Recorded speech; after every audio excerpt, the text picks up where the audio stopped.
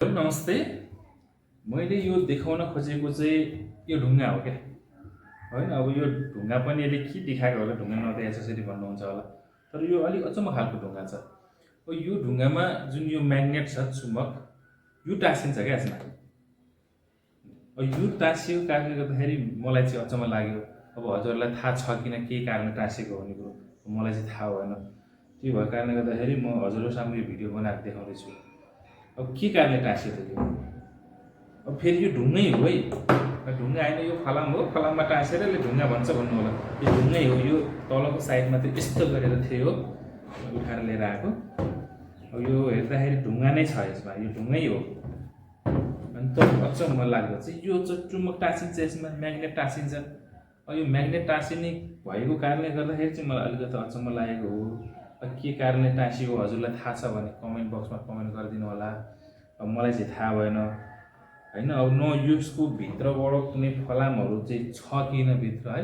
भोलिको अर्को नेक्स्ट भिडियोमा चाहिँ यसलाई, यो ढुङ्गालाई होइन यसरी फुटाएर भिडियो बनाउँछु। न छ किन भित्र फलाम भएको कारणले गर्दाखेरि म्याग्नेट टाँसिएको हो कि, अब मलाई चाहिँ थाहा भएन। अब फेरि टाँसिनु अरूमा टाँसिन्न, यसमा चाहिँ टाँसिँदो रहेछ। अचम्मको कुरो त्यो छ।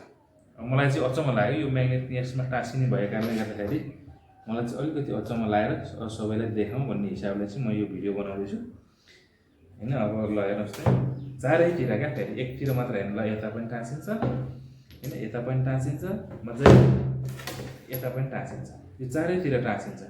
अब तर यो ढुङ्गा हो होइन। अब ढुङ्गामा पनि चुम्बक टाँसिने भनेपछि त अब अचम्म भइहाल्यो। अब यहाँभन्दा अगाडि त देखेको थिएन मैले होइन। अब आज देखेँ यो ढुङ्गा हो। ढुङ्गामा यस्तो टाँसिन्छ। अब ढुङ्गा त खासै टाढोबाट ल्याएको होइन, हाम्रो सुनकोशी किनारबाट ल्याएको ढुङ्गा हो यो होइन। अब सुनकोशी किनारबाट ल्याएको ढुङ्गामा अब यस्तो चुम्बक टाँसिने भएपछि त खतम भइहाल्यो। के कारणले टाँसियो यो ल, अब यो के काम लाग्ने खालको ढुङ्गा हो किन होइन, त्यो त मलाई थाहा छैन।